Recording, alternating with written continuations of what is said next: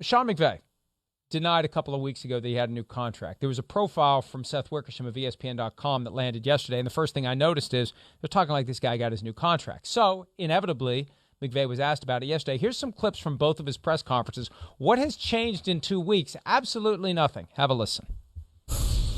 Well, we're in a good place. I think the goal in mind, when you guys had talked to Kevin about that, Gary, was, myself and Les being a pair where when we get that thing finalized, you guys will know, but feel really good about the direction that that's going. And, I think it'll be, something that where it'll be me and Les, and you guys will know when that is finalized for us. Sean, at the outset of training camp, I asked about your contract status, and you said we're in a good place. Yep. Do you have a new contract? I was talking in regards to, Les and I have always been a pair. We wanted to be able to kind of announce that when both of us gotten done.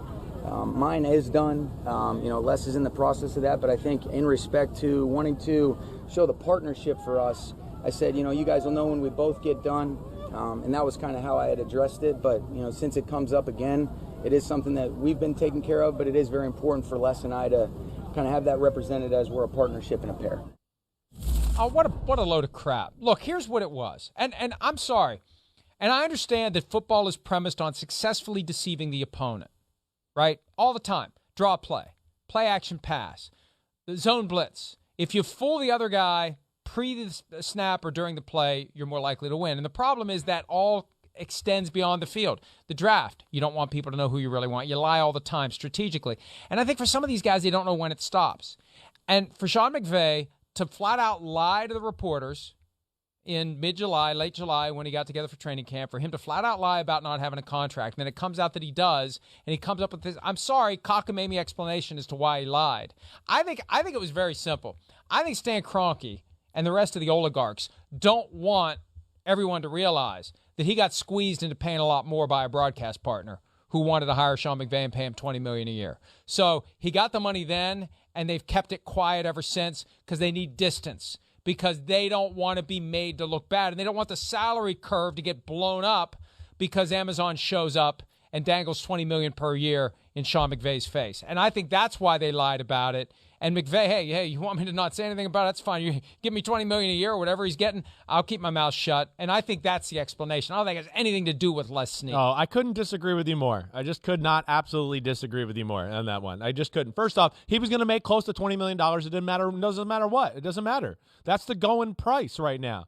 Pete Carroll, we know, is making north of $16 million. Then? Well, because he just didn't. Well, why? Who says you have to tell everybody about your personal life and things like that right off the bat? You get asked a direct question, how much, you tell the truth. Oh, okay. You don't lie about it. Okay. Just say I don't want to talk about it. It's going to come out eventually. It doesn't really matter. And I can respect that.